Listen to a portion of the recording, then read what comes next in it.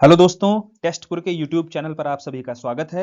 आज है 17 फरवरी और 17 फरवरी के सभी महत्वपूर्ण प्रश्नों को आज हम डिस्कस करने जा रहे हैं। साथ ही आपको पता होगा कि एक बेहतरीन कंटेंट आपको प्रोवाइड किया जाता है सुबह रोजाना 6 बजे। तो यदि चैनल पर नए हैं तो चैनल को सब्सक्राइब कर लेना और कंटेंट अगर हमारा पसंद आए तो अपने मित्रों के बीच शेयर जरूर कर देना।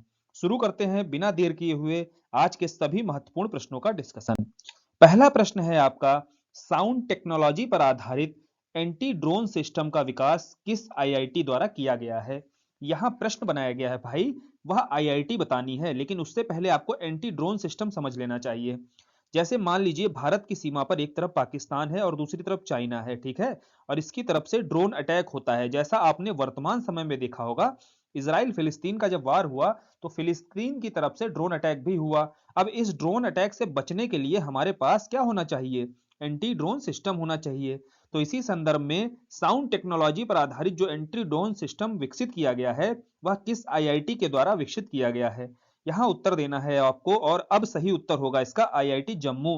तो चीजें जब आपको समझ में आएंगी तो उत्तर देने में भी आपको आसानी होती होगी और सहूलियत नजर आती होगी। एक्सप्लेनेशन देखते हैं तो आईआईटी जम्मू के इलेक्ट्रॉनिक इंजीनियरिंग विभाग के प्रोफेसर हैं आपके डॉक्टर करण नाथवानी। इन्होंने साउंड टेक्नोलॉजी पर आधारित एंटी ड्रोन सिस्टम प्रणाली का विकास किया है। साथ ही इस तरीके का अर्थात जो साउंड टेक्नोलॉजी पर आधारित है, यह अपने आप में एक पहला सिस्टम है, यह एंटी ड्रोन, ठीक है। और यह तकनीक नई है और इस नए एंटी ड्रोन सिस्टम की लागत कितनी है? 4 लाख रुपए है। तो यह प्रश्न आपको समझ में आ गया होगा और बेहद आसान बनाकर आपको समझाया गया है। आगे बढ़ते हैं, आज का दूसरा प्रश्न देखते हैं।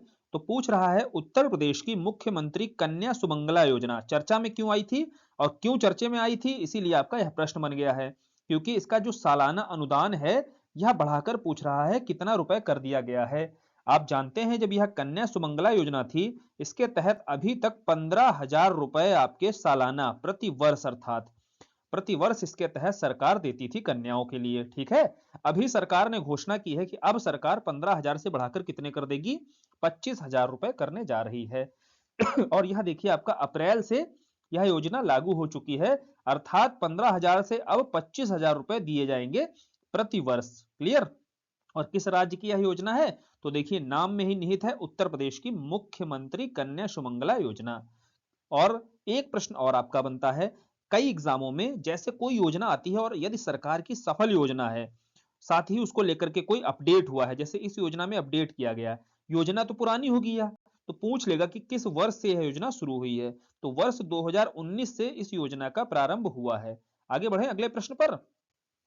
अगला प्रश्न है आपका, अंतरराष्ट्रीय क्रिकेट में सर्वाधिक छक्के जड़ने वाले भारतीय कप्तान कौन है? बताइए भाई। सभी इनके बारे में जानते होंगे, जो वर्तमान कप्तान हैं आपके रोहित शर्मा, ठीक है। तो रोहित शर्मा जो है सर्वाधिक छक्के जड़ने वाले कप्तान बन चुके हैं। तो अब बता सकते हैं आप, अंतरराष्ट्रीय क्रिकेट में अभी तक इससे पूर्व सर्वाधिक छक्के जड़ने वाले कप्तान कौन थे? एम एस धोनी थे। और एम एस धोनी का ही रिकॉर्ड इन्होंने तोड़ा है, और अभी तक इनके नाम 211 छक्के थे। जैसे ही रोहित शर्मा ने 212वां छक्का मारा है तो एम एस धोनी का रिकॉर्ड टूट जाता है और सर्वाधिक छक्के लगाने वाले भारतीय कप्तान बन जाते हैं। क्लियर बात है? यहाँ भारतीय कप्तान भी ध्यान रखना, प्रश्न जैसे बनाया जाए। और अभी आपने वर्ल्ड कप के बारे में भी सुना होगा, वहां भी रोहित शर्मा के नाम यही रिकॉर्ड था कि इन्होंने सर्वाधिक छक्के लगाए थे, वो भी 31 छक्के। यह भी आप नोट कर लेना साइड में।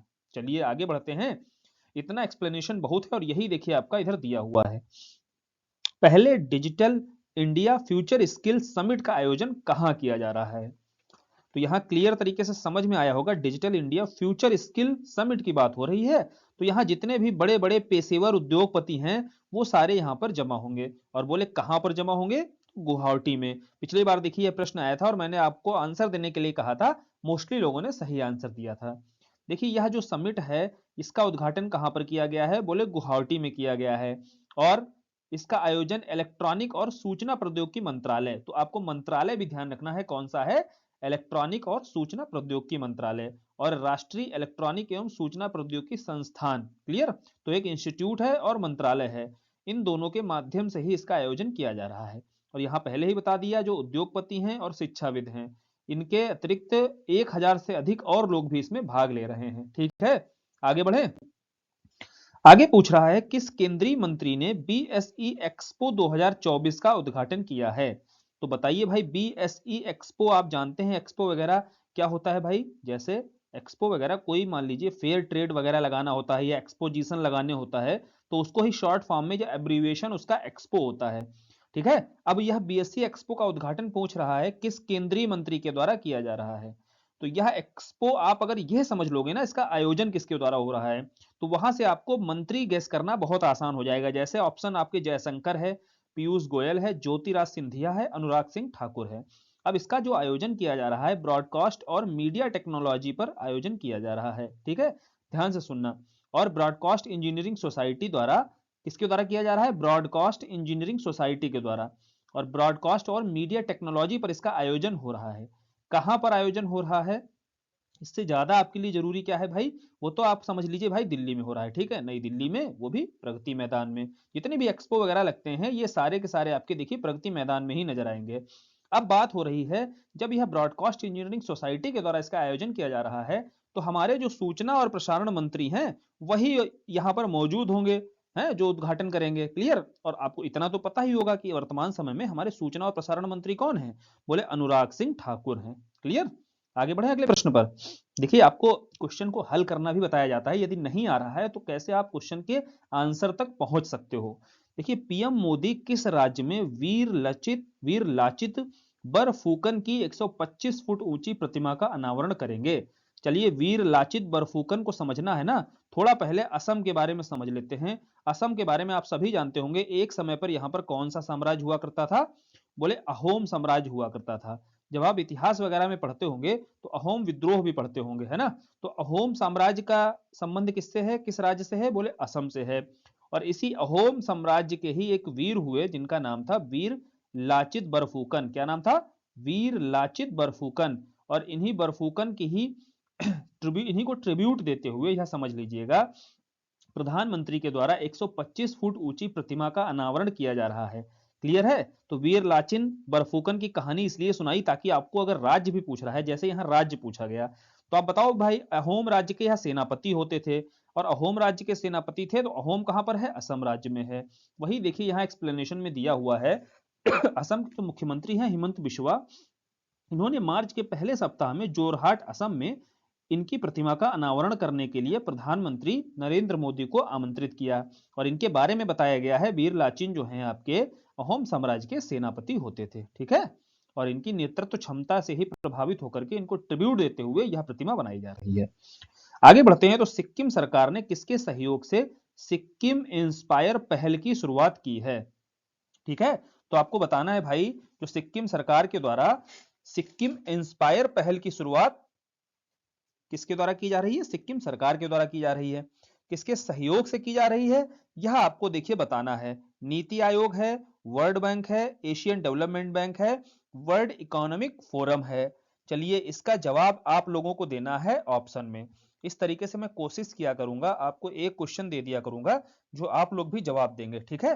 तो इसका जवाब आप लोगों को देना है, यह आप लोगों पर छोड़ दिया है। तो सिक्किम सरकार ने किसके सहयोग से सिक्किम इंस्पायर पहल की शुरुआत की है, बताना है आपको सभी को। ठीक है। सिक्किम कौन किसकी सहयोग से, NITI Aayog, world bank, Asian development bank या वर्ल्ड इकोनॉमिक फोरम।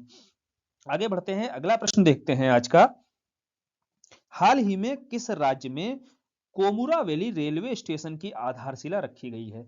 चलिए इसको थोड़ा समझ लेते हैं फिर आंसर तक पहुंचेंगे। देखिए कोमुरावेली रेलवे स्टेशन जो है यह आपका तेलंगाना राज्य में मौजूद है। कहां पर है, बोले तेलंगाना राज्य में है।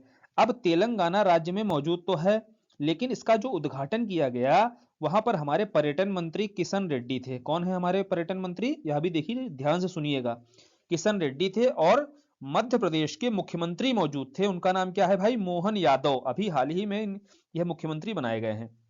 इसके अलावा एक चीज और याद रखनी है आपको, तेलंगाना में भाई किसकी सरकार है, बोले तेलंगाना में कांग्रेस की जीत हुई थी, है ना। रेड्डी यहां पर मुख्यमंत्री बने थे, लेकिन तेलंगाना में तो कांग्रेस की सरकार है। अब यह रेलवे किसका विषय होता है, बोले रेलवे तो केंद्र का विषय होता है। तो रेलवे जब केंद्र का विषय है तो कोई रेलवे स्टेशन की आधारशिला रखी जाएगी तो वहां पर केंद्रीय प्रतिनिधि होगा, और राज्य सरकार तो यहां पर कांग्रेस की है। तो इसीलिए देखो उस राज्य का मुख्यमंत्री यहां पर मौजूद है मध्य प्रदेश का, जो भाजपा सरकार से आता है। इस तरीके से आप गेस किया करो। तो भाई यहां पर मध्य प्रदेश के मुख्यमंत्री मोहन यादव और केंद्रीय पर्यटन मंत्री तो नजर आएंगे, लेकिन यहां पूछ रहा है किस राज्य में इस स्टेशन की आधारशिला रखी गई है। ऑप्शन देखिए यहाँ दिया नहीं हुआ है, ऑप्शन सही कर लेना। सही आंसर होगा भाई तेलंगाना। मध्य प्रदेश दे करके आपको कंफ्यूज कर सकता है, क्योंकि आपको लगेगा यार यहाँ मध्य प्रदेश के मुख्यमंत्री मौजूद थे, तो हो सकता है यही हो, लेकिन राज्य कौन सा है? तेलंगाना है। और यहाँ पर मल्लिकार्जुन स्वामी मंदिर यहाँ पर मौजूद है, तो यह इसके लिए भी प्रसिद्ध है। और हर साल 4 अलग-अलग राज्यों से लगभग 25 लाख लोग आते हैं इस मंदिर के दर्शन करने। तो तेलंगाना में मौजूद है, आसपास के 4 राज्य जो हैं वहां से यहाँ लोग मंदिर आते हैं दर्शन करने के लिए। क्लियर है? तो कोमुरावेली रेलवे स्टेशन के बारे में जितनी कहानी थी, और कोई कंफ्यूजन अब नहीं होना चाहिए आपको। आगे बढ़ते हैं, लास्ट क्वेश्चन देखते हैं। भारतीय सेना के वर्तमान प्रमुख कौन हैं? देखिए वर्तमान प्रमुख भारतीय सेना के पूछ रहा है, तो यहां समझ लीजिएगा यह थल सेना अध्यक्ष की बात की जा रही है। 3 सेनाएं हैं आपकी, थल सेना, नौसेना और तीसरी है आपकी वायुसेना। तो चलिए मैं आपको बता दे रहा हूं, थल सेना के अध्यक्ष वो तो यहाँ पर चर्चा में रहे हैं, तो इसीलिए देखिए मनोज पांडे हो जाएंगे। दूसरा दूसरा आपको देखिए नौसेना अध्यक्ष पता होना चाहिए, कौन है आपके? यह भी मनोज ही हैं, लेकिन मनोज मुकुंद हैं। क्या नाम है? मनोज मुकुंद नरवणे। यह देखिए ऑप्शन में आपका दिया हुआ है। तो यहाँ थल सेना अध्यक्ष पूछा गया है, तो आपने बताया जनरल मनोज पांडे हैं। यदि नौसेना अध्यक्ष पूछा जाता तो मनोज मुकुंद नरवणे हैं। एक आपको पीछे पद बताया था सीडीएस का होता है, ठीक है? तो सीडीएस वर्तमान में कौन है आपके? अनिल चौहान है। कौन है भाई? अनिल चौहान है आपके वर्तमान सीडीएस।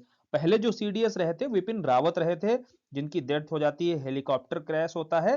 पूरा इनके बारे में डिटेल से समझाया था जब बताया गया था ना कि इनकी प्रतिमा बन रही है ना? पीछे का अगर वीडियो आपने देखा हो ध्यान होगा आपको। तो अभी आपको क्या बताना है? अभी देखिए जो पीछे क्वेश्चन पूछा है वह बताना है, साथ ही वायुसेना अध्यक्ष भी बताना है आपको। चलिए मैं बता दे रहा हूं, ये मत बताना। अच्छा, विवेक, आपके विवेक चौधरी इस समय वायुसेना अध्यक्ष हैं। चलिए वायुसेना अध्यक्ष बता दिया। थल सेना अध्यक्ष तो आपके ऑप्शन में पूछा ही गया है, मनोज पांडे हैं। और नौसेना अध्यक्ष आपके मनोज मुकुंद नरवणे हैं। सीडीएस आपके अनिल चौहान हैं। ठीक, इतनी जानकारी आपको होनी चाहिए भाई, आपके एग्जाम में यहाँ से क्वेश्चन बनते हैं। चलिए फिर आज का वीडियो खत्म करते हैं, और वीडियो पसंद आया करे तो लाइक किया करो, कमेंट जरूर किया करो, करके बताया करो, ताकि हमें पता चले आपको वीडियो देखने में मजा आ रहा है या नहीं। आज के लिए धन्यवाद।